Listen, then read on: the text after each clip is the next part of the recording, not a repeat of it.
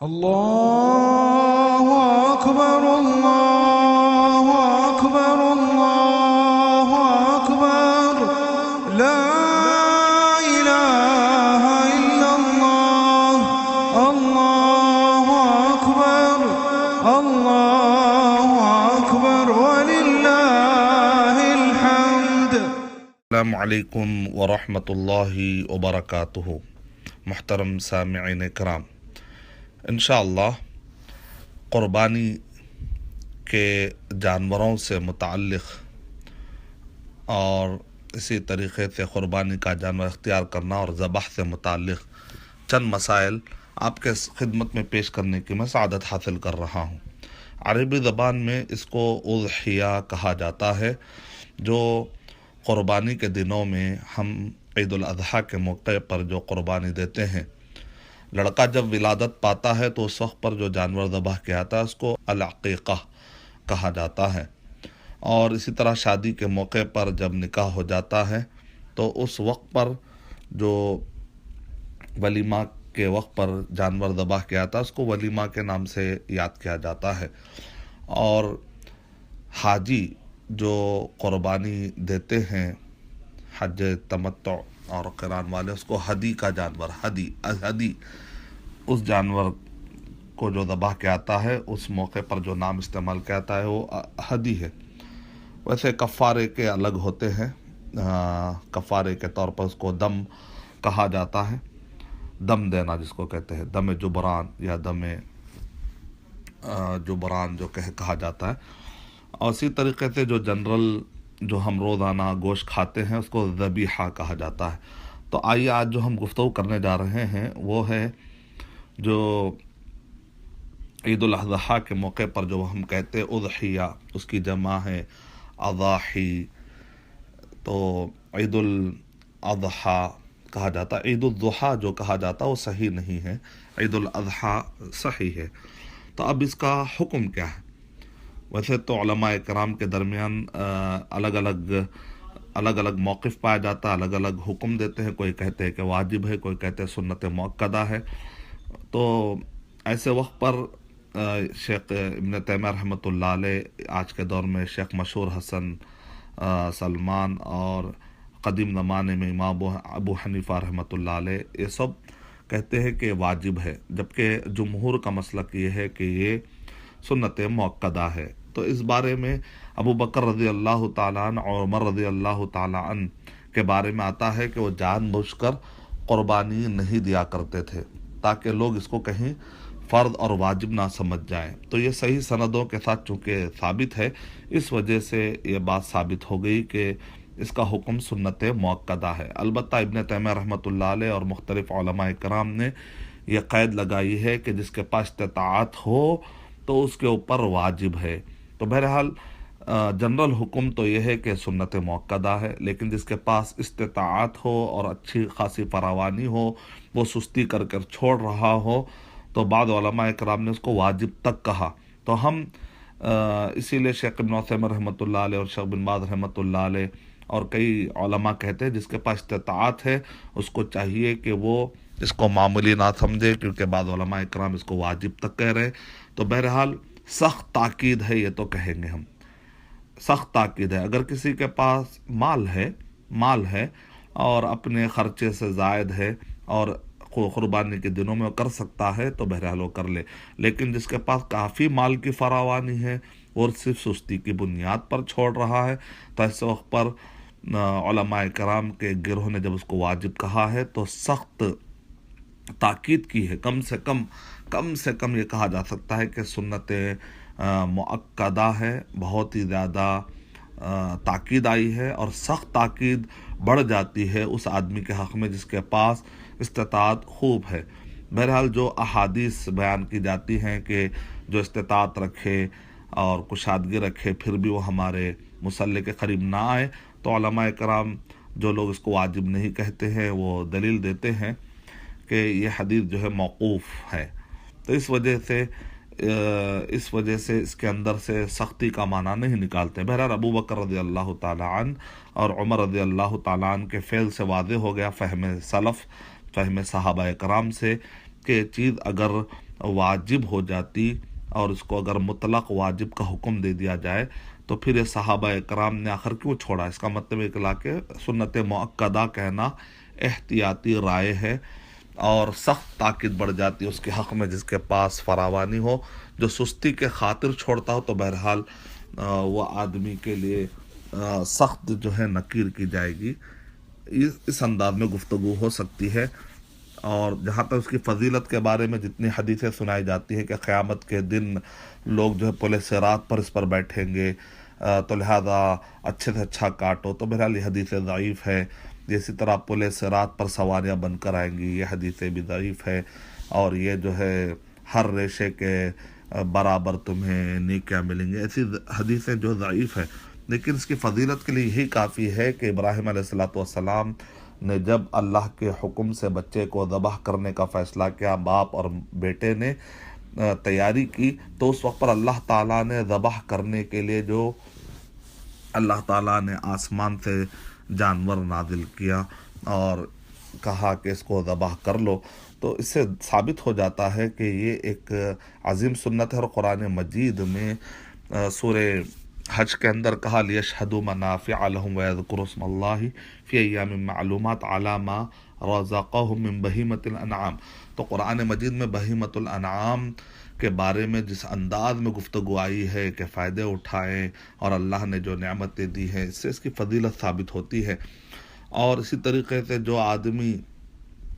نماز سے پہلے ذبح کر دے تو اس کی قربانی قبول نہ ہوئی، اس کا مطلب اس کی اہمیت ثابت ہو گئی، فضیلت ثابت ہو گئی. تو لہذا لن ینال اللہ لحومها ولا دماؤها ولکن ینالہ التقوی منکم، اللہ کو خون اور اللہ سبحانہ و تعالیٰ تمہارا گوشت نہیں پہنچتا، تمہارا تقوی پہنچتا ہے. تو ان سے یہ آیتیں کافی ہے فضیلت کے لیے. اللہ کے نبی صلی اللہ علیہ وسلم نے اس کا اہتمام کیا، حکم دیا، قولی فعلی تقریری ہر اعتبار سے ثابت ہے. تو یہ کافی ہے فضیلت کے لیے. فصل لربک وانحر، قرآن مجید میں کہا گیا کہ نماز پڑھو پھر قربانی دو. اس کا مطلب پہلے نماز ہے بعد میں قربانی ہے. یہ ترتیب ذہن میں رکھ لیجئے. تو قرآن مجید کے اس حکم سے فضیلت ثابت ہو گئی. اور جہاں تک عمر کی بات ہے، حکم، فضیلت، تیسرا ہے عمر. عمر کیا ہوگی؟ اللہ کے نبی صلی اللہ علیہ وسلم نے ارشاد فرمایا، صحیح مسلم کی روایت، حدیث نمبر 1963، لا تذبحوا الا مسنہ الا ان یعصر علیکم فتذبحوا جذعة من الضأن. تو فتح الباری میں امام ابن حجر رحمۃ اللہ علیہ نے اور امام نووی رحمۃ اللہ علیہ نے المجموع کے اندر اس کی تشریح کرتے ہوئے کہا کہ مسنہ کا اگر معنی سنہ یسنو، اگر سن یعنی عمر سے مراد لے تو ایک عمر والا ہو، اگر سن یعنی دانت سے مراد ہو تو دانت والا ہو. یعنی اس کی تشریح یہ ہے کہ وہ کیا عمر ہے اور وہ کون سے دانت مراد ہے. تو دراصل یہاں پر جو دودھ کے دانت آتے ہیں، جب جانور پیدا ہوتا ہے تو باریک باریک باریک باریک آپ کو جو دانت نظر آتے ہیں، پھر وہ جانے کے بعد ہڈی کے دانت جو نظر آتے ہیں، ٹھیک ہے. تو جو دودھ کے دانت جانے کے بعد سامنے کے جو دو دانت ہوتے ہیں، جب بھی آپ جو ہے جب آپ جانور کا جو ہے منہ کھول کر دیکھیں، آپ سب سے بہترین طریقہ کہ آج کے دور میں اسٹڈی ہوئی اورینٹلسٹ اور دنیا کے سارے بڑے بڑے سائنسدانوں نے ریسرچ کیا کہ جانوروں کی عمر کیسے پہچانیں گے.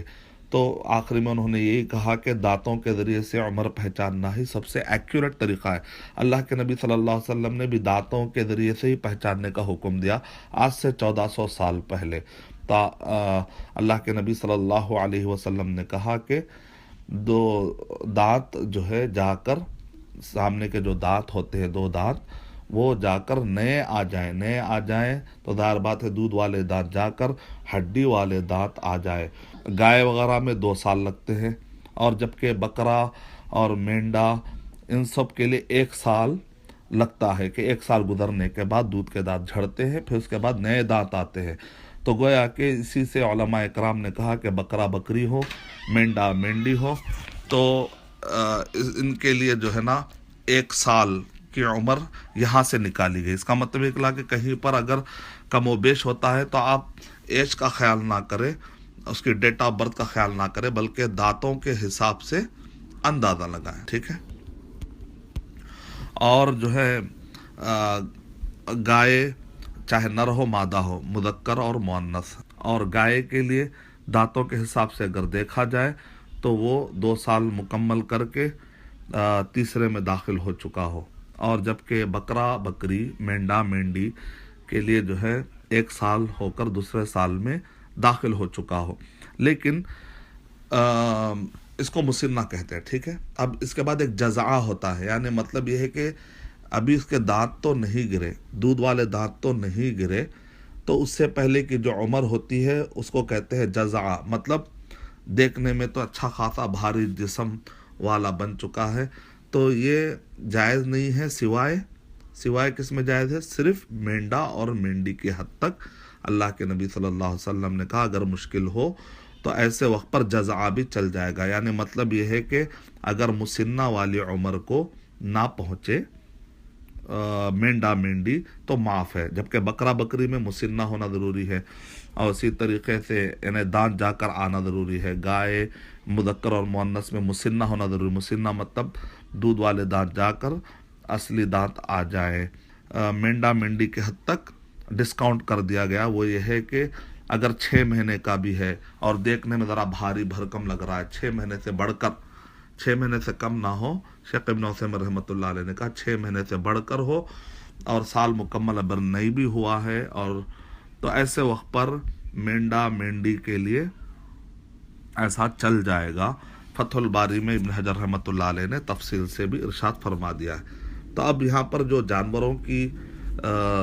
عمر جو پتہ چل رہی ہے، تو اب یہاں پر چوتھا پوائنٹ یہ بھی آ گیا کہ وہ کون سے جانور ہیں جن کی قربانی دی جا سکتی ہے۔ تو ہم کو پتہ چلتا ہے جب ہم پڑھتے ہیں سورۃ الحج میں بہیمۃ الانعام لیشہدوا منافع لہم وَيَذْكُرُوا اسْمَ اللَّهِ فِي أَيَّامٍ مَّعْلُومَاتٍ عَلَىٰ مَا رَزَقَهُم مِّن بَهِيمَةِ الْأَنْعَامِ، بہیمۃ الانعام یعنی وہ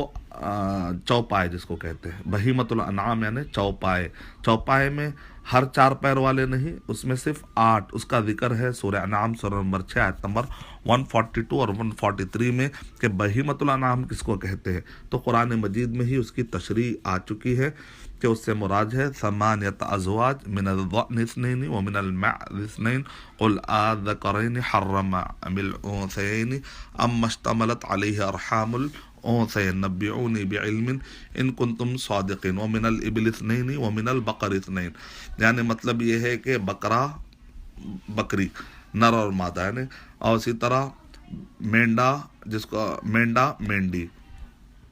اور اسی طریقے سے اونٹ اور اونٹنی، اور اسی طریقے سے گائے کا نر اور مادہ۔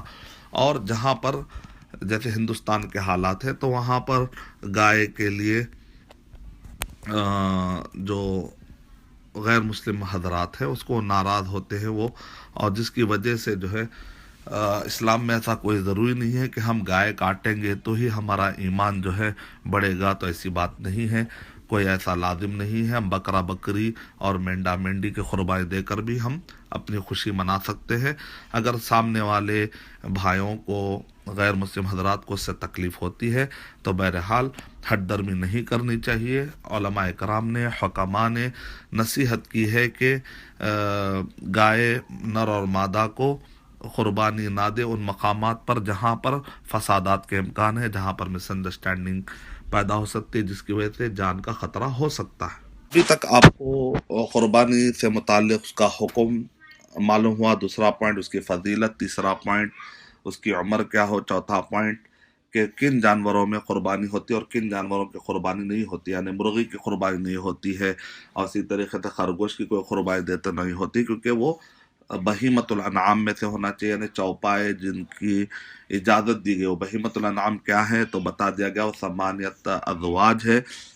بقرہ ہے تو اس کا میل اور فیمیل، اور اسی طریقے سے بکرا بکری اور مینڈا مینڈی۔ تو یہ آپ کو میں نے ابھی تک بتایا کہ اس کے جنس اور اس کے قبیل سے ہو۔ 5واں پوائنٹ یہ ہے کہ کن دنوں میں قربانی ہو، یعنی وہ دنوں کی بھی رعایت کرنا ضروری ہے۔ اگر آپ ان دنوں میں قربانی نہ دیں تو پھر وہ کوئی اور قربانی ہے، وہ جو عید الاضحیٰ کے موقع پر جو قربانی ہے، جو اللہ کے نبی صلی اللہ علیہ وسلم کی، جس کو ہم سنت کہتے ہیں، سنت مؤکدہ ہے، تو یہ قربانی ادا ہونے کے لیے بھی آپ دنوں کا بھی خیال رکھنا بہت ضروری ہے. یعنی نماز پڑھنے کے بعد سے لے کر عید کی نماز پڑھنے کے بعد سے لے کر جب 13ویں ذی الحجہ کا سورج غروب ہونے سے پہلے گویا کہ 10ویں ذی الحجہ مکمل، اس کو یوم النحر کہتے ہیں. اس کے بعد 11 12 13 ان سب کو ایام تشریق کہتے ہیں، یعنی تشریق کے دن. اللہ کے نبی صلی اللہ علیہ وسلم نے کہا عیدنا اہل الاسلام، یہ ہمارے عید کے دن ہے اہل اسلام. اور ایام اکل و شرب، اللہ کے نبی صلی اللہ علیہ وسلم نے کہا کہ یہ ایام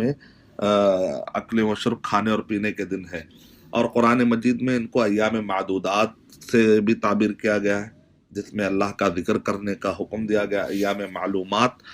کی 2 تشریح آئی ہے، ایک تو شروع کے 10 دنوں کو بھی کہتے ہیں ذی الحجہ کے، اور ایک تشریح بھی یہ ہے کہ ابن عباس رضی اللہ تعالیٰ نے جیسا ارشاد فرمایا تھے کہ ایام تشریق ہے. اور سورہ حج میں لیشہدوا منافع لہم وَيَذْكُرُوا اسْمَ اللَّهِ فِي أَيَّامٍ معلومات، تو فی ایام معلومات علی ما رزقہم من بہیمۃ الانعام. تو بہیمۃ الانعام کے کانٹیکس میں یہاں پر ایام سے مراد ایام تشریق کی بھی تشریح آئی ہے. تو اس سے مراد جو ہے یوم النحر 10ویں تاریخ اور 11 12 13. گویا کہ 10ویں تاریخ میں جب نماز پڑھی جاتی ہے عید کی نماز کے بعد سے لے کر نماز سے پہلے اگر ذبح کریں گے تو ایک عام سی قربانی ہو جائے گی. یہ عید والی قربانی، عید الاضحیٰ کے موقع پر جو قربانی ہوتی ہے، جو سنت موقدہ والی ہے، یہ ادا تو نہیں ہوتی ہے.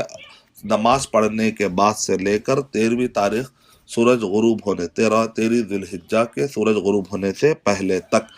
اور اس بارے میں صحیح احادیث بھی واضح طور پر سنن البیہقی میں بھی آئی ہے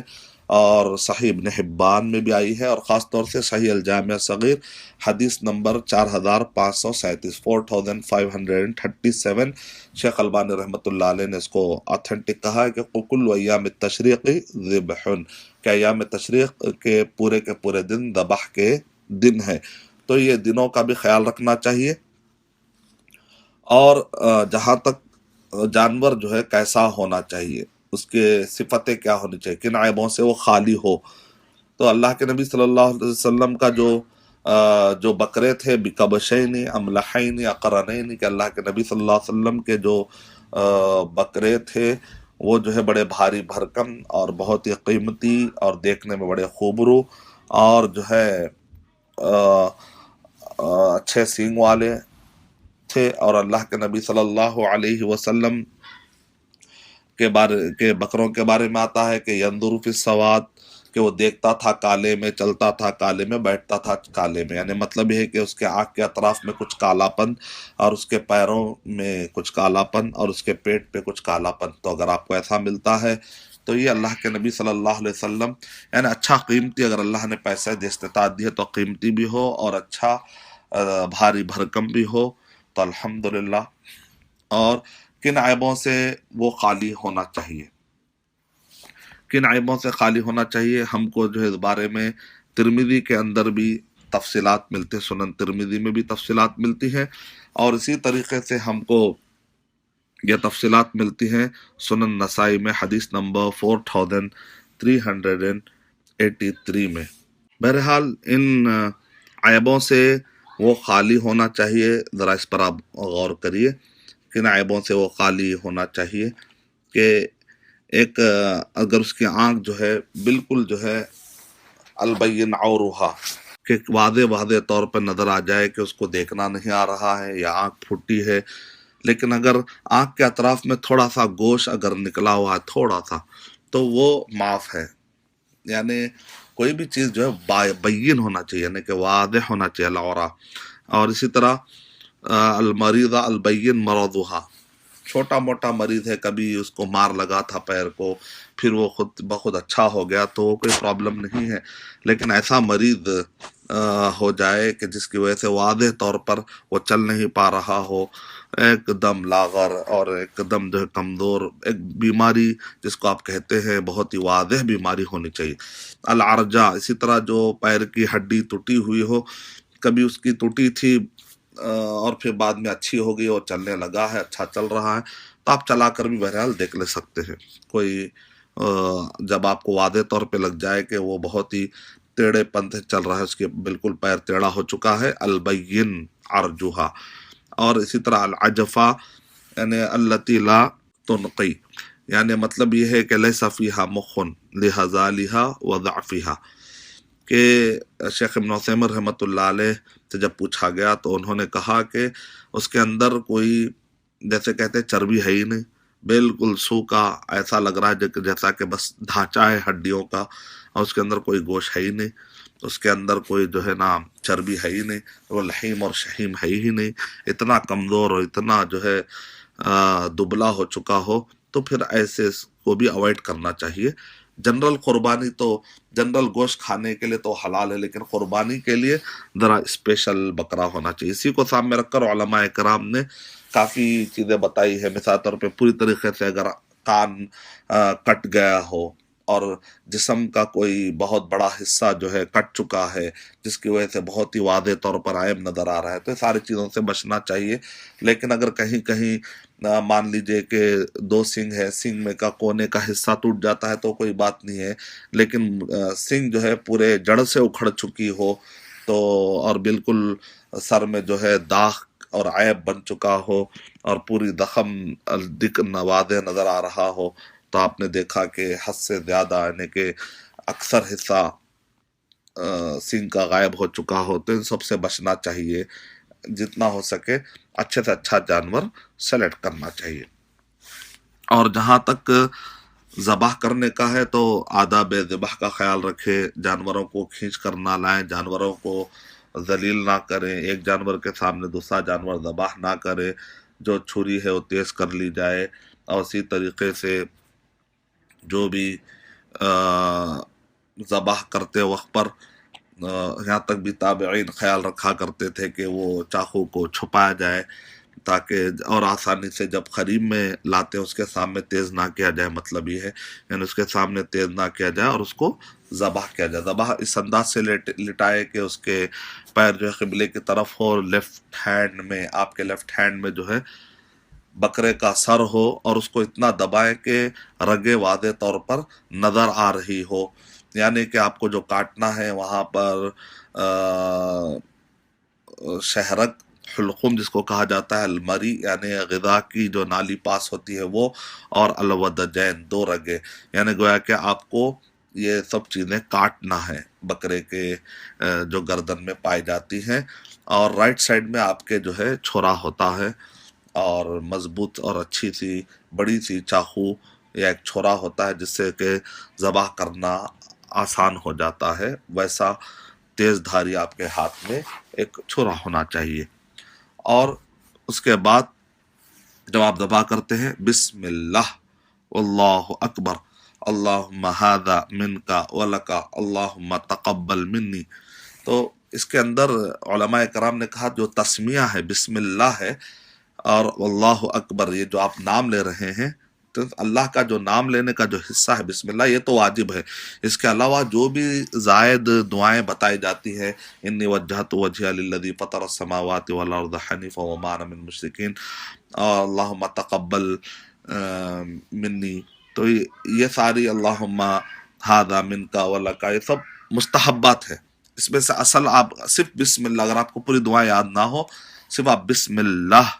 واللہ اکبر اور بسم اللہ اگر آپ کہہ دیں، اللہ کا نام لے لے، تو الحمدللہ آپ نے واجب ادا کر دیا۔ اس کے بعد کی دعائیں اگر آپ نہ بھی پڑھ سکے تو کوئی بات نہیں، کیونکہ وہ سب مستحبات ہے، وہ سب مستحبات ہے۔ اور یہاں پر اگر کوئی بھول جائے، ذبح کرنے سے پہلے بسم اللہ کہنا اگر بھول جائے، تو امام بخاری رحمۃ اللہ علیہ کے فتوے کو سامنے رکھ کر شیخ صالح فوزان حفظہ اللہ نے الطعیمہ کے اندر یہ فتویٰ دیا کہ جو چیزیں واجب ہوتی ہیں بھول میں معاف ہو جاتی ہیں، بھول میں معاف ہو جاتی ہیں۔ امام بخاری رحمۃ اللہ علیہ کا استدلال ہے کہ وَإِنَّهُ لَفِسْقٌ کہا گیا سورہ انعام میں، کہ جو اللہ کا ذکر نہیں کرتے وہ ایک فسق ہے کہا گیا۔ تو امام بخاری رحمۃ اللہ علیہ کا استدلال یہ ہے کہ اللہ تعالیٰ نے ربنا لا تؤاخذنا ان نسینا او اخطانا، کہ جو چیزیں بھول کر ہوتی ہیں، جو چیزیں بھول کر ہوتی ہیں سمت کی، وہ معاف ہو جاتی ہے، تو فسق اس وقت پر شمار ہوتا ہے جب جان بوجھ کر عمدن جب آدمی کوئی بسم اللہ ترک کرتا ہے تو تب جو ہے نا وہ ذبیحہ حرام ہو جاتا ہے، اس کو میتا کے حکم میں ڈال دیا جاتا ہے۔ لیکن اگر وہ انجانے میں بسم اللہ اگر وہ بھول جاتا ہے تو بہرحال اس کے حرام ہونے کی کوئی دلیل نہیں ہے۔ اس کا لیکن دوسرے علماء کرام نے اس کو ناجائز کہا ہے، لیکن شیخ صالح فوزان حفظہ اللہ نے الاتعمہ میں تفصیل سے یہ بات کی ہے، اس کی طرف رجوع کر سکتے ہیں آپ۔ بہرحال تاکید بہت ہے، بھولنے کی کوشش نہ کرے، کوشش کرے کہ آپ غافل نہ رہیں یہ ٹائم پر۔ تو ذبح کرنے کا جو اسلامی طریقہ ہے کہ اس کے اندر جو ہے حلقم شہرک کاٹی جاتی ہے، 2 ودجین 2 رگیں کاٹی جاتی ہیں، اور جو ہے غذا کی نالی، غذا پاس ہونے کے لیے جو نالی ہوتی ہے اس کو کاٹا جاتا ہے۔ پھر وہ لوگ اعتراض کرتے ہیں کہ بھئی اس میں تو بکرا تڑپتا نظر آتا ہے، تو دراصل تڑپنا نہیں ہے، اس کو پسیجنا کہتے ہیں۔ یعنی جب تھوڑا سا کاٹ کر چھوڑتے ہیں ان 4 چیزوں کو تھوڑی دیر کے لیے، تو اس دوران جو خون پورے جسم سے نکلتا ہے فوارے کے ساتھ، تو اس وقت پر جانور تھوڑی سی حرکت کرتا ہے اور رگیں پسیجتی ہے اور خون باہر کی طرف ڈھکیلنا شروع کر دیتی ہیں، جس کی وجہ سے پورا خون باہر نکل جاتا ہے۔ اس کا فائدہ یہ ہوتا ہے کہ یہ خون میں یورک ایسڈ پایا جاتا ہے، یہ وہی یورک ایسڈ ہے جو پیشاب میں پایا جاتا ہے، تیزاب کی شکل میں بن جاتا ہے۔ انسان کے لیے یہ خون جو ہے بڑا ہارمفل ہے، بڑا نقصان دہ ہے اور بڑا جو ہے زہریلا ہو جاتا ہے، بلکہ کہتے ہیں تیزاب کی طرح کام کرتا ہے انسان کے لیے۔ تو لہذا یہ خون سے بچنا چاہیے۔ تو اس سے خون سے بچنے کا طریقہ ہے کہ اسلامی طریقے سے اس کو ذبح کیا جائے۔ لیکن اب جو بعض لوگ کہتے ہیں کہ ویسٹرنرس نے جو ریسرچ کر کے جو طریقہ اپنایا ہے، بڑے ریسرچ کے بعد آپ اس کو کیوں نہیں اپناتے؟ تو کہتے ہیں تو اس کا جواب یہ ہے کہ اس ویسٹرنائز طریقے پر جو طریقے سے اسٹنٹ کر کے کرنٹ کے ذریعے سے غنودگی کر کے ذبح کر جو اس کے بعد بے ہوش کر دیا جا رہا ہے، ایک بہت شاک دے کر، الیکٹرک شاک دے کر جو جانوروں کو مارا جا رہا ہے، اس پر بھی ریسرچ ہوا ہے، اور ای سی جی اور ای جی کی مشینیں فٹ کی گئی اور اسلامی طریقے سے بھی ذبح کیا گیا اور ویسٹرن طریقے سے بھی شاک دے کر جانوروں کو مارا گیا۔ تو اس کے بعد جو رپورٹ آئی وہ یہ ہے کہ جیسے ہی جو اسلامی طریقے سے ذبح کیا گیا تو تھوڑا سا جو پین ہوا رگ کٹتے وقت پر، وہ اتنا پین ہوا ہی نہیں کہ مشینوں نے کیچ کیا ہو، لیکن اس کے مقابلے میں جو اسٹنٹ کر کے جو شاک دے کر جو الیکٹرک شاک کے ذریعے سے جانوروں کو مارا گیا، تو اس کے اندر کافی ہیوی پین جو ریکارڈ کیا گیا، اور مشینوں کے جو کرو ہوتے ہیں اور ان کرو میں کافی واضح طور پر اس کے پین کی، اس کے درد کی شدت کو بتایا گیا ہے۔ اور اس کے بعد اسلامی طریقے سے جب ذبح کیا گیا تو جانور تھوڑی سی ڈیپ سلیپ میں چلا جاتا ہے، لیکن ابھی حرکت باقی ہوتی ہے، خون نکلنے کا پورا موقع ہوتا ہے، لیکن جو شاک کیا جاتا ہے تو اس کے اندر خون باہر نکلنے کا جو ہے نا ایسا کوئی راستہ نظر نہیں آتا، جیسا کہ اسلامی طریقے سے جب ذبح کیا آتا ہے نتیجے میں خون اندر باقی رہ جاتا ہے، اور یہ جو خون ہے جب گوشت میں رہ جاتا ہے تو جلدی سڑ جاتا ہے گوشت، اور اسی طریقے سے اس کے اندر وہ خون رہ جانے کی وجہ سے گوشت کے اندر ایک عجیب دوسری قسم کی جو ہے بو باقی رہ جاتی، جبکہ خون نکل جانے کی وجہ سے اسلامی طریقے سے جو قربانی کی جاتی ہے اس میں خون نکل جاتا ہے اور گوشت بالکل فریش ہو آتا ہے، تو انسان کی ضرورت بھی پوری ہو جاتی ہے، اور جانور کو درد اس لیے کم ہوتا ہے اسلامی طریقے سے جو ذبح کیا آتا ہے، کیونکہ جیسے آپ شہرک کاٹتے ہیں تو دل کا دماغ سے کنیکشن ختم ہو جاتا ہے، تو نتیجے میں جو دل سے جو ہے دل کی تھوڑی دیر حرکت باقی رہنے سے خون تو باہر نکل جاتا ہے، لیکن دماغ پر کوئی اثر نہیں ہوتا، کیونکہ کنیکشن حلقوم یعنی شہرک کاٹ دی گئی ہے۔ تو آپ ان چیزوں کا خیال رکھیں، اور لوگ جو اعتراضات کرتے ہیں ہر اعتراضات کو تولنے کی کوشش کریں، کسی بھی اعتراضات کو جلدی سے جلد قبول نہ کریں۔ جب ہم ذبح کرتے ہیں تو ذبح کے آداب بھی آپ کے سامنے میں نے بتا دیے الحمدللہ، تو انشاءاللہ آپ کچھ جو مسائل باقی رہ گئے وہ آپ کے سامنے میں بیان کرنے کی کوشش کروں گا۔ آئیے کچھ ہم سوالات لیتے ہیں۔ تو پہلا سوال یہ ہے کہ کیا ایک بکرا ایک آدمی اور اس کے پورے گھر والوں کی طرف سے کافی ہو جاتا ہے؟ تو الحمدللہ آپ ترمذی شریف حدیث نمبر 1505 یعنی بہت آسان ہے 1505 1505 آپ پڑھتے ہیں تو علی کل اہل بیت اضحیہ کہ ہر گھر پر ایک جو ہے قربانی ہے. تو اسی لیے اب شیخ ابن قیم رحمۃ اللہ علیہ کہہ رہے ہیں کہ اگر ایک ہنڈی ہو اور ایک کی نگرانی ہو اور اس گھر میں اگر 100 لوگ بھی ہوں تو ایسے وقت پر سب پر ایک ہی قربانی ہے. ہاں البتہ شیخ ابن قیم رحمۃ اللہ علیہ کہتے ہیں کہ نگرانی تو ہے لیکن چاروں کے گھر جو ہے نا الگ الگ ہے. باپ کی نگرانی میں لیکن چاروں قریب قریب میں رہتے ہیں، ایک ہی اپارٹمنٹ میں ایک ہی بلڈنگ میں رہتے ہیں، ہر ایک کا چولہا الگ الگ ہو چکا ہے اور ہر کوئی اپنی اپنی زندگی گزار رہے، چاروں بھی استطاعت میں ہو تو ایسے وقت پر چاروں کی جو ہے الگ الگ قربانی دی جائے گی. لیکن اگر ایک ہی گھر میں ہو، ایک ہی ہنڈی ہو تو ایسے وقت پر وہ ایک گھر میں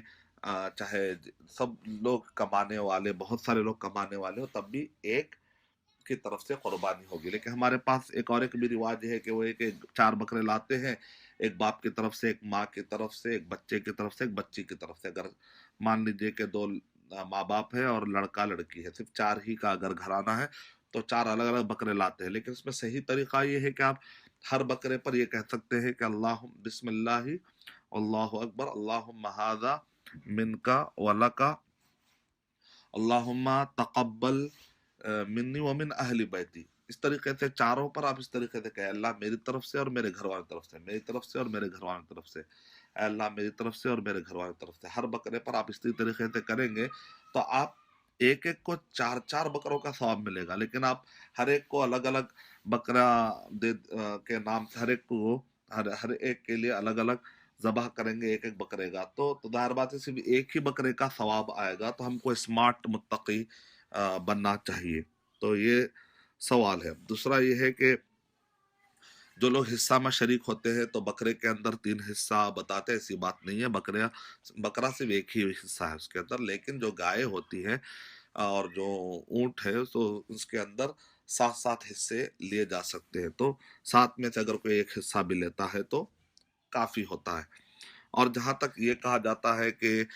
جو آدمی قربانی کی نیت کرے، ارادہ کرے تو اس کو چاہیے کہ پہلی ذی الحجہ سے وہ ناخن اور بال نہ کاٹے. تو آخر یہ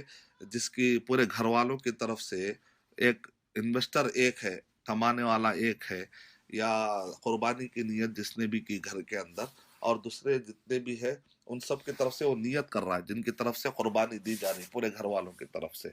لیکن اس میں جو انویسٹ کرنے والا ہے وہ تو ایک ہے کوئی. تو ظاہر بات ہے وہ جو انویسٹ کرنے والا ہے یا جو بھی انویسٹ کرنے والے ہیں ان پر پابندیاں ہیں. کیونکہ حدیث میں ہے کہ من اراد ان یضحی، جو ارادہ کرے قربانی دینے کا. حدیث میں یہ نہیں ہے کہ یضحى عنہ، جس کی طرف سے قربانی دی جا رہی ہے ان کو بھی یہ چیزوں سے بچنا چاہیے کہ بال نہ کاٹے، ناخن نہ کاٹے. وہ جو حدیث بتائی جاتی ہے کہ کسی کے پاس اگر قربانی نہ ہو تو بال سے بچے، ناخن سے بچے، تو بہرحال علماء کرام نے اس کو ضعیف کہا ہے. تو لہذا ہم اس میں ابھی نہیں جائیں گے. لیکن اصل میں ہے کس پر یہ پابندی؟ یہ ہے پابندی جو انویسٹ کرتا ہے اس پر یہ پابندی ہوتی ہے. اور اسی طریقے سے بہت سارے جو ہے مسائل آتے رہتے ہیں اور ایک ہی گھر میں جو ہے لڑکے چاہے کتنے بھی ہوں، میں نے اس کا آپ کو جواب دیا ہے. کیا قرضہ لے سکتے ہیں؟ نہیں لے سکتے ہیں. تو اگر کوئی آدمی قرضہ لیتا ہے، شیخ بن باز رحمۃ اللہ علیہ نے کہا کہ اگر اس کو اس بات کی استطاعت ہے کہ 4-5 دن میں تھوڑی سی تنگی ہے لیکن بعد میں پیسہ آنے والا ہے، اس کو یقین ہو کہ وہ ادا کر سکتا ہے، اگر وہ مر بھی جائے تو اس کے گھر والے ادا کر سکتے ہیں، ایسی کوئی بڑی قیمت نہیں ہے اور اس کے لیے ایسے کوئی آزمائش بھی نہیں ہے بلکہ کہیں سے فراوانی ہوتی ہی وہ ادا کر سکتا ہے، تو قرضہ بھی لینے کی علماء کرام نے اجازت دی ہے. جیسے کہ کسی کو تنخواہ آنے میں لیٹ ہوتی ہے یا کسی کا پیسہ آنا لیٹ ہوتا ہے تو اس طریقے سے ممکن ہے کہ وہ اجازت دی جائے. شیخ ابن عثیمین رحمۃ اللہ علیہ کہہ رہے ہیں کہ لیکن اگر اجازت تو ہے لیکن اگر اس کو کہیں سے بھی وفاداری کا یقین نہ ہو، وفا کرنے کا، پورا پیسہ واپس کرنے کا، تو ایسے وقت پر خواہ کہ وہ نہ لے، اس کے اندر غلو نہ کرے، کیونکہ اس کے ذمے پھر ایک قرضہ رہ جائے گا اور قرضہ رکھ کر انتقال ہو جانا یہ بہت ہی سخت وعید کی بات ہے، تو لہذا اس میں آدمی اپنے اپنے طور پر فیصلہ کرے۔ اور جہاں تک ٹائم کا تعلق ہے، میں نے آپ کو اس بارے میں بتا دیا، اگر کوئی آدمی نماز پڑھنے سے پہلے ذبح کر دے تو وہ ایک جنرل قربانی سمجھی جائے گی، وہ عید کی قربانی، عید الاضحیٰ کے موقع پر جو قربانی ہوتی ہے وہ قربانی تو نہیں سمجھی جائے گی۔ اگر کسی کا کان کہیں، اور ایک سوال یہ ہے کہ اگر کیا کسی کا کان کہیں سے کٹا ہوا ہو یا باریک لائٹ سے اوپر سے، جیسے جو اس کی نوک ہوتی ہے سینگ کی، وہ اگر ٹوٹ جائے تو کیا وہ قربانی کا جانور انویلڈ ہوتا؟ تو نہیں، ایسی بات نہیں ہے، تھوڑی سی کمی سے کوئی پرابلم نہیں ہوتا ہے، وہ نگلیجبل ہے، کیونکہ البین واضح طور پر عیب کی طرح دکھنا چاہیے۔ اور جہاں تک اور ایک سوال یہ اٹھتا ہے کہ کبھی جو جانوروں کو یہ لوگ داغ دیتے ہیں، جیسے کان میں داغ دے دیا، کہیں کان میں چھوٹا سا سوراخ ہو جائے، یا کچھ انہوں نے داغ لگا دیا ہو جسم پر، لیکن اس سے کوئی عیب کی طرح نظر تو نہیں آتا، تو لہذا یہ بھی معاف ہے، جیسا کہ شیخ ابن عثیمین رحمۃ اللہ علیہ نے ارشاد فرمایا کہ کان میں اگر کوئی سوراخ ڈال دے تو یہ ایسا کوئی سوراخ جو ہے نا عیب شمار نہیں ہوگا، لیکن پوری آدھا کان کٹ چکا ہو تو یہ عیب شمار ہوتا ہے۔ اب سوال یہ ہے کہ قربانی دے دی جاتی ہے، تو اب تقسیم کا جو عمل ہے، تو اکثر بعض جگہوں پہ غلو دیکھا گیا ہے کہ وہ سمجھتے ہیں کہ واجب ہے، اسی لیے گردے کی بھی 3 قسمیں کرتے ہیں، غریب کو اور اسی طریقے سے رشتہ دار کو اور ایک خود۔ ایسی بات نہیں ہے، یہ ایک مستحبات میں سے ہے، کیونکہ جو چیز جب روک کر اجازت دی جاتی ہے تو وہاں پر جو امر کا صیغہ ہوتا ہے وہ مستحب کے لیے بولا جاتا ہے، جیسا کہ پہلے اللہ کے نبی صلی اللہ علیہ وسلم نے پورا صدقہ کر دینے کے لیے کہا تھا، جبکہ قحط سالی کا وقت تھا، لوگوں میں جو ہے گوشت اور کھانے پینے کے لیے کم تھا، لیکن بعد میں جب لوگوں میں فراوانی ہوگی تو اللہ کے نبی صلی اللہ علیہ وسلم نے اس کو جمع کرنے کی بھی اجازت دی ہے۔ تو اس کے بعد جب اجازت دی جاتی ہے تو قرآن مجید میں جو آیا ہے فَكُلُوا مِنْهَا وَأَطْعِمُوا الْبَائِسَ الْفَقِيرَ، قرآن مجید میں بھی شیخ ابن عثیمین رحمۃ اللہ علیہ نے استدلال کیا ہے القانع والمعتر البائس الفقیر، ان الفاظ کو سامنے رکھ کر، کہ 3 قسمیں جو کی جاتی ہیں مستحبات میں سے ہی ہیں، واجبات میں نہیں ہے، کہ آدمی خود کھائے، رشتہ داروں کو بھی ہدیہ کرے، اور اسی طرح غریبوں کو بھی صدقہ کرے۔ لیکن اگر اس نے پورے کا پورا کھا لیا تو کوئی گناہ نہیں، پورے کا پورا تحفہ دے دیا تو بھی گناہ نہیں، پورے کا پورا اگر صدقہ کر دیا تو بھی کوئی گناہ کی بات نہیں ہے، لیکن سب سے بہتر طریقہ یہ ہے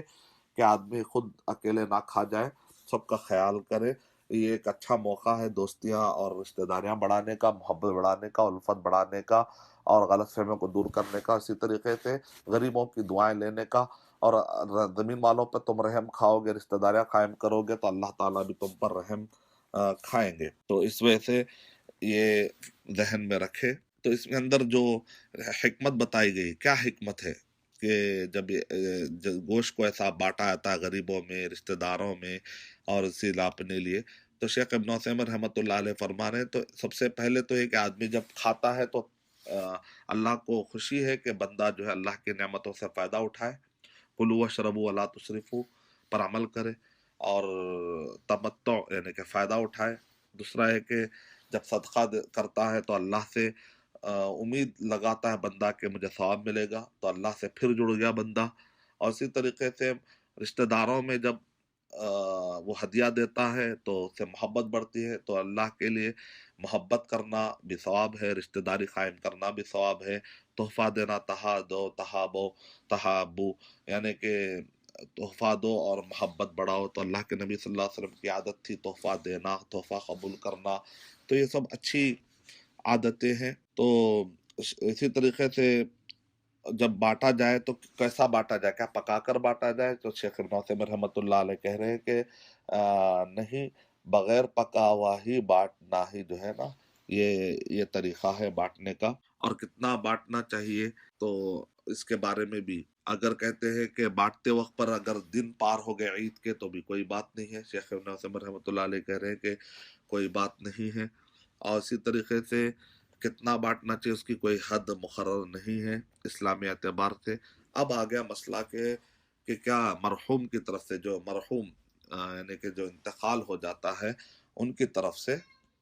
کیا قربانی دی جا سکتی ہے نہیں دی جا سکتی؟ تو سب سے پہلے تو یہ ہے کہ شیخ ابن عثیمین رحمۃ اللہ نے واضح لفظوں میں کہا کہ ایک بھی ایسی روایت نہیں ہے کہ ایام قربانی میں، عید کے دنوں میں یہ جو قربانی ہے ایک مستقل عبادت ہے، جیسے نماز کی بات ہے، روزہ کی بات ہے، تو اسی طرح ایام قربانی میں جو 10، 11، 12، 13 کو آپ جو ذبح کرتے ہیں ایک مستقل عبادت ہے۔ تو یہ عبادت محض ہے، اپنی طرف سے کوئی بھی چیز ہم کمی بیشی نہیں کر سکتے۔ تو صرف مستقل طور پر مرحوم میت کی طرف سے انتقال کردہ، جو ہو چکا ہے، اس کی طرف سے، اس شخص کی طرف سے قربانی دے مستقل طور پر ایک بکرا، اس کی کوئی دلیل ہمیں نہیں ملی۔ شیخ ابن عثیمین رحمۃ اللہ علیہ کہہ رہے ہیں کہ اس کی دلیل نہیں ہے۔ ہاں، اللہ کے نبی صلی اللہ علیہ وسلم سے اس بات کا ثبوت ملتا ہے اگر ایک تشریح کے مطابق کہ انسان جو زندہ ہے، زندوں کے ساتھ جو مردہ ہے ان کو جمع کر لیا جائے۔ مثال طور پہ یہ میرے اور میرے گھر والوں کی طرف سے، اور اللہ کے نبی صلی اللہ علیہ وسلم نے کہا یہ میرے اور میرے گھر والوں کی طرف سے، اور میرے امت کے ان لوگوں کی طرف سے جنہوں نے قربانی نہیں کی۔ اب اس کے اندر دو معنی ہیں، تو گھر والوں کی طرف سے اگر کہے تو اللہ کے نبی صلی اللہ علیہ وسلم جس وقت پہ قربانی دے رہے تھے حضرت خدیجہ رضی اللہ تعالیٰ عنہ کا انتقال ہو چکا تھا۔ اسی طرح سے امت کے ان لوگوں کی طرف سے جنہوں نے قربانی نہیں دی، تو اس کے اندر ایک معنی یہ بھی نکل رہا ہے کہ جو ان کا انتقال ہو چکا، امتیوں میں ایسے کئی تھے جن کا انتقال ہو چکا تھا مکے میں، اللہ کے نبی صلی اللہ علیہ وسلم کی وہ امت تھے۔ تو اس لیے سے بہت کے اندر جو معنی نکلتا ہے وہ یہ ہے کہ زندہ کے ساتھ ساتھ مردہ کو جمع کر لیا جائے۔ جیسا کہ آپ میرے اور میرے گھر والے طرف سے، تو ایسے وقت پر اگر امی ابا کا انتقال ہو چکا ہے تو آپ اس کے اندر ایڈ کر رہے ہیں، تو بہت امی ابا کی حد تک دلیل ملتی ہے، کیونکہ انت و مالک لابی کا۔ تو اس کے علاوہ اور کیا یہ گوشت کھا سکتے یا نہیں کھا سکتے؟ ظاہر بات ہے یہ گوشت کھا سکتے ہیں۔ ارے بھائی، مردہ کو میں نے ایڈ کر لیا تو کیا گوشت میرے لیے ناجائز ہوگا؟ ایسی بات نہیں۔ اللہ کے نبی صلی اللہ علیہ وسلم نے کہا کہ میرے اور میرے گھر والے طرف سے، اور اللہ کے نبی صلی اللہ علیہ وسلم نے نہیں کھایا، ایسی کوئی دلیل نہیں ملتی، تو لہذا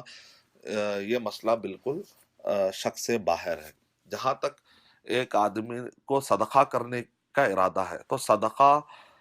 کے طور پر وہ بکرا کاٹ رہا ہے، پیسہ نکال رہا ہے، اور پیسے کو جو ہے جا کر وہ پیسے سے بکرا خریدتا ہے، پھر وہ بکرا کسی غریبوں میں کھلاتا ہے۔ تو صدقے کی نیت الگ ہے، اور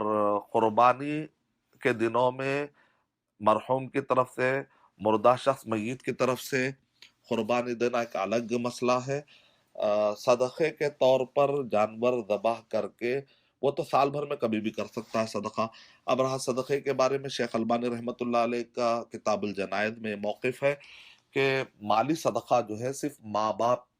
کی طرف سے بچے کو اجازت ہے، بچہ بچی کو اجازت ہے کہ وہ اپنے ماں جو مرحوم ہو جائے، باپ جن کا انتقال ہو جائے، ماں جن کا انتقال ہو جائے، ان کے لیے تو اجازت ہے، کیونکہ بچے جو ہے وَلَيْسَ لِلْإِنسَانِ إِلَّا مَا سَعَىٰ وَلَيْسَ لِلْإِنسَانِ إِلَّا مَا سَعَىٰ۔ تو بچے جو ہے، بچہ بچی جو ہے ماں باپ ہی کی محنتوں کا نتیجہ ہے، تربیت کا نتیجہ ہے۔ تو اس وجہ سے ماں باپ کی حد تک اجازت ہے انت و مالک لابیک کا، لیکن دوسروں کی طرف سے مالی عبادت، دوسرے میت کی طرف سے، کسی بھی بھائی کی طرف سے یا رشتہ داروں کی طرف سے جو میت ہو جاتے ہیں، تو ان کو ایصال ثواب مال کی شکل میں کرنے کی کوئی دلیل نہیں ملی۔ البتہ حج بدل ہے، عمرہ بدل ہے، دعائیں ہیں، یہ آپ کر سکتے ہیں۔ جبکہ دوسرے علماء کرام نے مالی حد تک گنجائش دی ہے، قیاس کر کے۔ بہرحال احتیاط کریں کہ عبادت محضہ خالص باتوں میں قیاس نہ کرے، کوشش کرے کہ دعا پر اکتفا کرے۔ صرف ماں باپ کے لیے صدقے کے طور پر اگر کوئی قربانی کرتا ہے تو پھر وہ پورے کا پورا گوشت بھی جو ہے غریبوں میں تقسیم کر دے، کیونکہ وہ صدقہ ہے۔ ٹھیک ہے، یہ ایک الگ مسئلہ ہے صدقے کا، جس نے پورے کا پورا اس نے نیت کی تھی کہ میں صدقہ کر دوں گا، غریبوں کو کھلا دوں گا، تو پھر وہ اپنی نیت کو پورا کرے۔ جہاں تک اور ایک مسئلہ اٹھتا ہے کہ کیا اللہ کے نبی صلی اللہ علیہ وسلم کی طرف سے قربانی دی جا سکتے؟ اللہ کے نبی صلی اللہ علیہ وسلم کے نام کی بھی قربانی دیتے ہیں۔ تو سب سے پہلی بات یہ ہے کہ اللہ کے نبی صلی اللہ علیہ وسلم کو ہمارے اعمال کی ضرورت نہیں ہے، وہ تو بخشائے ہوئے ہیں، اور اللہ نے آپ کے اگلے اور پچھلے سارے کے سارے جو چوک ہوتی ہے اللہ تعالیٰ نے سب معاف کر دی ہے۔ تو ہمارا عمل ہمارے لیے ضرورت مند ہے. ہاں اگر اللہ کے نبی صلی اللہ علیہ وسلم کو کچھ بھیجنا ہی ہے تو آپ کے آنر اور آپ کی عزت میں آپ درود و سلامتی کا سلسلہ جاری رکھے. درود ابراہیمی پڑھے. اتحیات میں ہم سلام پڑھتے ہیں تو درود و سلامتی کا سلسلہ جاری رکھے. جہاں تک ہے کہ اللہ کے نبی صلی اللہ علیہ وسلم نے تو کیا تھا نا، تو اللہ کے نبی صلی اللہ علیہ وسلم نے خود اپنے لیے کیا ہے تو اس میں آپ کے لیے کرنے کی دلیل کہاں سے بنی؟ تیسرا ہے کہ حضرت علی رضی اللہ تعالیٰ عنہ کرتے تھے، تو ترمذی شریف کی اس روایت کو بہت ہی پرلے درجے کی ضعیف ناقابل عمل بتایا ہے محدثین نے، تو لہذا اس کی بنیاد پر آپ عمل کرنے کی اجازت نہیں ہے. سارے صحابہ کرام تھے، کسی سے بھی ثابت نہیں ہے، کسی سے بھی آتھینٹک روایت سے ثابت نہیں ہے. جو بھی روایتیں بتائی جاتی ہیں سب ضعیف ہے، آتھینٹک نہیں ہے، تو لہذا اس سے بچنا چاہیے کہ عید کے موقع پر کوئی بدعت نہ ہو. تو ہم کو چاہیے کہ اللہ کے نبی صلی اللہ علیہ وسلم کے بتائے طریقے کے مطابق قربانی کرے، تو یہی اللہ کے نبی صلی اللہ علیہ وسلم کی عزت کرنے کے برابر ہے. عید کی نماز اور قربانی، یہ ساری چیزوں میں ہم جو سنت کا خیال رکھ رہے ہیں، قرآن اور صحیح حدیث کا خیال رکھ رہے ہیں، اللہ کے نبی صلی اللہ علیہ وسلم کے بتائے طریقے کا خیال رکھ رہے ہیں، تو یہی جو ہے بہت بڑا آنر ہے، یہی عزت ہے. اور اسی طریقے سے بعض لوگ جو ہے قربانی نہیں دیتے بلکہ وہ اتنا قیمت جو ہے خیرات کر دیتے ہیں، تو ایسا صحیح نہیں ہے. علماء کرام نے سخت ڈانٹا ہے، کہا کہ ایسا نہیں کرنا چاہیے. اللہ کے اگر آپ کو اتنا ہی صدقہ کرنا ہے تو آپ کے نفلی طور پہ آپ کر سکتے ہیں، یا نفلی طور پر آپ جو زائد بکرے آپ ذبح کر رہے ہیں اس کے بجائے ذبح کر سکتے ہیں. لیکن ایک تو آپ کے اوپر جو سنت موقدہ یا بعض علماء کے حساب سے جو واجب والا مسئلہ ہے تو وہ آپ کو ادا کرنا چاہیے. ایسے ہی جو ہے میں صدقہ کر دوں گا تو اس سے تو کام نہیں چلے گا، تو اس کا خاص طور سے خیال رکھا جائے. اور قربانی آپ جہاں ہوتے ہیں وہیں پر دینے کی کوشش کریں، اور اگر وہاں پر بعض اوقات جو دوسرے ملک میں ایک انسان ہوتا ہے اس کے گھر والے دوسرے ملک میں ہوتے ہیں تو ایسے وقت پر وہ آدمی جو ہے اپنے گھر میں کروا سکتا ہے. اسی طرح جو حاجی حضرات ہوتے ہیں تو ان کے جو حدی کے مسائل ہیں بالکل الگ ہیں، کیونکہ آپ دیکھتے ہیں کہ جب وہ حدی کا جانور ان کو ذبح کرنا ہوتا ہے، لیکن آپ دیکھتے ہیں کہ وہ مان لیجئے 6 تاریخ کو یا 5 تاریخ کو یا 4 تاریخ کو ذی الحجہ کی 5 تاریخ کو 4 تاریخ کو عمرہ کرتے رہتے ہیں. عمرہ کرنے کا کیا کرتے ہیں وہ لوگ؟ بال کاٹتے ہیں. تو اب اگر ایک آدمی جب یہ حدیث سنے گا کہ جو کوئی آدمی ارادہ کرے قربانی کا تو پہلی ذی الحجہ سے لے کر قربانی ہونے تک وہ آدمی اپنے بال کو ہاتھ نہ لگائے، تو بعض حاجی حضرات کنفیوز ہو جاتے ہیں، کہتے ہیں بھئی ہم نے تو بال کاٹے عمرے کے بعد. تو عمرہ اور حج کرنے والوں کے مسائل بالکل الگ ہیں. یہاں پر جو جانور ہوتا ہے حدی کے مسائل الگ ہیں. اور ہم جو بات کر رہے ہیں یہ جنرل عید کے دنوں کی جو اضحیہ ہے، عید الاضحیٰ کے موقع پر جو قربانی کی جاتی ہے، تو حاجیوں کے مسئلے الگ ہے، غیر حاجیوں کے مسئلے الگ ہیں. یہاں پر غیر حاجیوں کے مسئلے چل رہے ہیں. جو حاجی حضرات ہیں تو ان کے اوپر ایسی کوئی پابندی نہیں ہے، وہ آسانی کے ساتھ 3 یا 4 ذی الحجہ کو عمرہ کر سکتے ہیں، بال بھی کاٹ سکتے ہیں. اور اگر وہ حدی کے جانور کے ساتھ ساتھ اگر ان کے پاس استطاعت ہو اور ان کے بچے اپنے ملک میں رہتے ہوں، وہاں پر وہ قربانی اگر کرتے ہیں تو بچوں کو کہہ لے کہ بھئی قربانی کر دے، یا وکیل کو کہہ دے ہمارے بچوں کی طرف سے قربانی کر دے. لیکن حاجی کے اوپر تو کوئی قربانی نہیں ہے اور نہ قربانی کی کوئی ذمہ داری ہے، البتہ حدی ہے، تو وہ حدی کے مسائل بالکل الگ ہیں. اور اسی طریقے سے ایک آدمی شیخ بن باز رحمۃ اللہ علیہ سے پوچھا گیا کہ بکرا افضل ہے یا بقارہ. جیسا کہ میں نے اس سے پہلے کہا ہندوستان کے حالات میں ابھی بقرہ ہے، ان سب سے دور رہنا چاہیے. جہاں تک یہ شیخ بن باز رحمۃ اللہ علیہ نے کہا کہ غنم افضل ہے، کیونکہ ابن قیم رحمۃ اللہ علیہ نے بھی کہا غنم افضل ہے. اور اسی طریقے سے اگر وہ بقرہ اور اونٹ کرتا ہے تو اسلامی اعتبار سے وہ جائز تو ہے. اور جہاں تک غنم کا مسئلہ ہے، کبش ہے، تو اللہ تعالیٰ نے آسمان سے جو اتارا ہے، شیخ ابن قیم رحمۃ اللہ علیہ کہہ رہے ہیں کہ ابراہیم علیہ السلام کو جو ذبح کرنے کے لیے کہا گیا، بہرحال وہی افضل ہے. اور جہاں تک اشتراک کا مسئلہ ہے، سارے مسائل تو میں نے آپ کو بتا دیے ہیں. جانوروں میں سے بعض چیزیں نہیں کھانی چاہیے کہہ کر بعض چیزیں بعض اوقات اڑا دیتے، جیسے کپورے نہیں کھانے کے لیے کہتے ہیں، تو اس کے ممانعت کی کوئی بھی دلیل نہیں ہے۔ اب ظاہر بات ہے سنگ تو آدمی کوئی کھائے گا ہی نہیں، تو ایسے جسم کا کوئی حصہ ہے جہاں پر جو ہے پیشاب کی تھیلی ہے اور یہ ساری وہ چیزیں جہاں پر میڈیکلی انسان کے لیے ہارمفل ہے، انسان جو ہے کتراتا ہے، تو ظاہر بات ہے یہ سب چیزیں ایک انسان کھاتا نہیں ہے۔ لیکن حلال کا مطلب صرف کھانا ہی نہیں ہوتا، استعمال کرنا بھی ہوتا ہے۔ مثال طور پہ اب چمڑا ہے، انسان تو کھاتا نہیں ہے لیکن چمڑے کا استعمال تو ہوتا ہے، چمڑے کا جو ہے استعمال تو ہوتا ہے۔ تو اس لیے جانور میں کیا چیز کھانا ہے کیا نہیں کھانا ہے، ایک چیز یہ ٹاپک جب نکلتا ہے تو وہ سمجھتے ہیں صرف کھانے ہی کی بات ہو رہی ہے، تو حلال استعمال کے لیے بھی حلال ہوتا ہے، تو اس کا بھی خیال رکھیں آپ۔ مثال کے اب رہا ہے کہ بعض لوگ یہ کرتے ہیں کہ چمڑا جو ہے، چمڑا جو ہے قصاب کو دیتے کہتے یہی تمہاری اجرت ہے، تو ایسا جائز نہیں ہے، کیونکہ جب جانور اللہ کے راہ میں آپ نے ذبح کر دیا تو اس کو آپ بیچ کر استفادہ نہیں کر سکتے۔ یہاں پر استفادہ کرنے کا ہی معنی ہے کہ آپ چمڑا بیچ رہے ہیں اور اس کی جو قیمت ہے وہ قیمت آپ کس کو دے رہے ہیں؟ قصاب کو۔ تو گویا کہ آپ نے قصاب نے جو کاٹا تھا اس کی اجرت دی، گویا کہ آپ نے استفادہ کیا، تو ایسا کرنا جائز نہیں ہے، یہ آپ اس کا خیال رکھیں۔ اور جہاں تک بال کاٹنا ہے، اگر مان لیجئے کسی نے پہلی ذی الحجہ سے لے کر قربانی تک اس کو بال اور ناخن نہیں کاٹنا ہے، اگر اس نے کاٹ لیا تو شیخ ابن عثیمین رحمۃ اللہ علیہ کہہ رہے ہیں کہ اس کا کوئی الگ سے کفارہ نہیں ہے، صرف توبہ ہے۔ اور بلکہ شیخ ابن عثیمین رحمۃ اللہ علیہ نے یہاں تک بھی کہا کیونکہ یہ روایت موقوف ہے تو لہذا اس کے اندر اتنی سختی اور شدت نہیں ہے کہ آدمی اگر نہ کرے تو گناہ ہوگا، تو ایسی بات نہیں ہے۔ تو اس میں الفاظ تو ایسے آئے ہیں کہ وہ فلا یأخذن، کہ وہ آدمی نہ لے اپنے من شعرہ و، کہ وہ آدمی اپنے بال اور اپنے ناخن کو نہ لے، تو لیکن یہ چونکہ موقوف ہے اس میں کافی اختلاف ہے، تو اس وجہ سے شیخ ابن عثیمین رحمۃ اللہ علیہ کہہ رہے کہ اس میں اتنی شدت نہیں برتی جائے گی، بس یہ بہت سے بہت یہ کہا جا سکتا ہے کہ وہ توبہ کر لے، اور اگر جان بوجھ کر اس نے کاٹ لیا ہو، اگر انجانے میں کٹ جائے تب تو کوئی گناہ کی بات نہیں، بلکہ یہاں تک بھی فتویٰ پایا جاتا ہے کہ اگر کسی کے بال بہت زیادہ بڑے ہو گئے ہیں اور ناخن بہت زیادہ بڑے ہو گئے ہیں اور وہ 40 دن بھی پار ہو چکے ہیں، یعنی کہ بہت دنوں سے اس کو کاٹنا تھا لیکن اس کو پتہ ہی نہیں چلا، اور شروع کے ایام میں ذی الحج کے شروع کے 10 دن آ گئے، تو اگر وہ کاٹنا چاہے تو کاٹ سکتا ہے، گناہ نہیں ہے، کیونکہ سختی جنہوں نے نہیں کی یہاں تک بھی گنجائش دی ہے۔ لیکن بہرحال اللہ کے نبی صلی اللہ علیہ وسلم نے جب کہا ہے تو اس کا احترام کرنا چاہیے، اتباع کرنی چاہیے، اور اپنے بالوں اور اپنے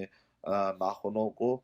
ذی الحجہ کے مہینہ شروع ہونے سے پہلے ہی پہلے آپ اس کو ترشوا لے اور اس کو چھوٹا کر لے اور اس کو خیال رکھے، اور اس سنت کو اس سنت عظیم سنت پر عمل کرنے کی کوشش کرے۔ اور اسی طریقے سے شیخ بن باز رحمۃ اللہ علیہ سے پوچھا گیا کیا یہ جانور جب ہم جو ذبح کرتے ہیں قربانی کے موقع پر غیر مسلم کو دے سکتے ہیں؟ تو شیخ بن باز رحمۃ اللہ علیہ کہہ رہے ہیں کہ غیر مسلم میں جو مستامن اور معاہد، یعنی جو ایگریمنٹ کیے ہوئے ہیں، معصوم، انوسینٹ، یہ سارے جو غیر مسلم ہوتے ہیں ان کو دینا جائز ہے۔ قرآن مجید میں بھی اللہ تعالیٰ نے ارشاد فرمایا ہے کہ لا ينهاكم الله عن الذين لم يقاتلوكم في الدين ولم يخرجوكم من دياركم ان تبروهم وتقسطوا اليهم، کہ تم نیکی کا معاملہ کرو اور انصاف کا معاملہ کرو غیر مسلموں کے ساتھ، وہ غیر مسلم جو تم سے لڑتے نہیں ہیں، معصوم ہیں، عام بھولے بھالے لوگ ہیں، تو ایسے سارے لوگوں سے تم جو اچھائی کا حکم سلوک کرتے ہو تو اللہ تمہیں اس سے نہیں روکتا۔ تو اس سے علماء کرام نے فتویٰ دیا کہ یہ جائز ہے، بلکہ صحابہ اکرام میں ان کے جو پڑوسی ہوتے تھے غیر مسلم، تو صحابہ اکرام ان کو قربانی کا گوشت دیا کرتے تھے۔ اب یہاں پر ایک سوال اور ایک آتا ہے کہ جانور تو خریدا لیکن اس کے بعد وہ جانور مر گیا، تو کیا اس کو پھر سے قربانی کا جانور ذبح کرنا پڑے گا؟ تو علماء اکرام کہتے ہیں اگر استطاعت ہو تو پھر سے کر لے۔ دوسرا یہ ہے کہ شیخ ابن عثیمین رحمۃ اللہ علیہ کہہ رہے ہیں کہ ایک آدمی اس کے مارنے کا خود ذمہ دار ہے، یعنی کہ اس نے برابر انتظام نہیں کیا، برابر اس نے رسی کو نہیں باندھا، نتیجے میں بکرا جا کر گر گیا، یا اسی طرح وہ بھوکا رکھا یہاں تک کہ مر گیا، یا اس نے ایسا کچھ ظلم کیا جس کی وجہ سے بکرا مر گیا، یعنی اگر وہ سبب ہے تو اس کو چاہیے کہ پھر سے وہ قربانی دے، اس کی قربانی قبول نہیں ہے۔ لیکن اگر وہ سبب نہیں ہے، وہ اس کا ریزن نہیں ہے مرنے کا، تو ایسے وقت پر معاف ہے، اگر اس کے پاس استطاعت بھی نہیں ہے تب تو وہ معاف ہے۔ اب ذبح کیسا کرنا چاہیے، اس بارے میں بھی کافی مسائل تھے جو میں نے آپ کو اس سے پہلے بتا دی۔ ہاں، اب اگر کسی اور کی طرف سے ذبح کر رہے ہیں تو آپ نام لے لیں اس کے، اللہم تقبل منی ومن اہل بیتی، جیسے آپ کہتے ہیں بسم اللہ، یہ تو واجب ہے، اللہ اکبر، اللہم ھذا منک ولک، سب مستحبات میں سے باقی کے دعائیں۔ اللہم تقبل منی، منی مانے مجھ سے، اگر آپ کہتے ہیں پورے گھر والوں کی طرف سے تو منی ومن اہل بیتی، پورے گھر والوں کی طرف سے ادا ہو جائے گا، ایک ہنڈی میں جتنے لوگ آئیں گے سب۔ یا اگر کسی نے آپ کو وکیل بنایا تھا کہ بھائی آپ میری طرف سے ذبح کر دیں انڈیا میں، تو آپ کہتے ہیں من فلاں، نام رکھتے ہیں اللہم تقبل ھذا من، نام رکھ لیجیے آپ جو ہے عبد الوکیل، تو عبد الوکیل کی طرف سے تو نام لے سکتے ہیں۔ لیکن شیخ ابن عثیمین رحمۃ اللہ علیہ کہہ رہے ہیں اگر کسی نے کسی کا نام نہیں لیا، جیسا 7 حصے جب کاٹتے ہیں تو ہم نے دیکھا کہ لوگ جو ہے پیپر گائے کے پاس ٹھہرے رہتے ہیں، اور جو ہے چھرا ہاتھ میں رہتا ہے، اور جو ہے پیپر ہاتھ میں رہتا ہے، اور 7 کے نام پڑھتے ہیں، فلاں اور ابا کا نام بھی، بیٹے کا نام پھر ان کے ابا کا نام، یہ 7 نام پڑھے تک کہ گائے جو ہے کبھی جو ہے بیچاری وہاں سے ہل جاتی ہے یا لات مارتی ہے، ستاتی ہے، تو لہذا پہلے ہی آپ نام پڑھ لیجئے اگر آپ کو اتنی تکلیف ہے۔ اور شیخ ابن عثیمین رحمۃ اللہ علیہ کہہ رہے ہیں کہ نیت کافی ہے، کہ اے اللہ تعالیٰ تو جانتا ہے کہ کون کون اس کے اندر حصہ لینے والے ہیں، بسم اللہ اللہ اکبر، تو الفاظ سے بھی ادا کرنے کی ضرورت نہیں، ان ناموں کو اے اللہ تو جانتا ہے، دل میں نیت کافی ہے۔ اور زبان سے کیا کہیں گے آپ، بسم اللہ، دل میں نیت ہوتی ہے ان ناموں کی اور جن کی طرف سے آپ کر رہے ہیں، اور آپ بسم اللہ اللہ اکبر کہہ دیں تو کافی ہے۔ اس سے پہلے میں نے آپ کو بتا دیا اگر کوئی بھول جائے بسم اللہ کہنا، تو شیخ صالح فوزان حفظہ اللہ نے کہا کہ امام بخاری رحمۃ اللہ علیہ کے فتوے کے مطابق وہ بہرحال گوشت حلال ہے، گناہ نہیں ہے، گوشت جو ہے حلال ہے۔ اور کیا خاتون ذبح کر سکتی ہے؟ بالکل اجازت ہے کہ وہ کرے، اور اسی طرح سے ایسے لوگ کرے کہ جن کا ہاتھ مضبوط ہو اور ذبح کو ادھورا نہ چھوڑے بلکہ مکمل طور پر ذبح کرے۔ اگر ایسی طاقت اور ایسے بریو اور ہمت والے ہو تو الحمدللہ خواتین بھی کر سکتے ہیں۔ مسلح عید میں بھی کرنے کی اجازت ہے، اگر کوئی مکہ میں کرتا ہے تو افضل ہے، لیکن اپنے اپنے گھروں میں دے، اپنے اپنے ایرے میں دے۔ اور اسی طرح سے کوئی وکیل بناتا ہے تو بھی یہ جائز ہے، بھائی میری طرف سے آپ کر دو۔ اسی طرح سے گوشت کو بعد میں محفوظ کیا آتا ہے کباب بنا کر، تو اس کی بھی اجازت ہے، بعد میں اللہ کے نبی صلی اللہ علیہ وسلم اجازت دی تھی، شروع میں منع کیا تھا لیکن بعد میں آپ نے اجازت دے دی تھی۔ لیکن کوئی بھی گوشت بیچا جائے اس کی اجازت نہیں ہے، اس کا ذہن میں خیال رکھیں آپ، تو کیونکہ اللہ تعالیٰ کی راہ میں آپ نے جب صدقہ دے دیا تو صدقے کی طرف واپس نہیں رجوع کرنا چاہیے۔ تو یہ چند مسائل تھے جو قربانی سے متعلق ہے۔ میں اللہ تعالیٰ سے دعا کرتا ہوں کہ اللہ سبحانہ و تعالیٰ مجھے اور آپ سب کو بہترین طریقے سے قرآن اور صحیح حدیث کی روشنی میں اتباع سنت کو فالو کرتے ہوئے اپنے قربانی اور اپنے سارے عبادات کو بجا لائے توفیق عطا فرمائے۔ آمین وآخر دعوانا الحمدللہ رب العالمین۔ السلام علیکم ورحمۃ اللہ وبرکاتہ۔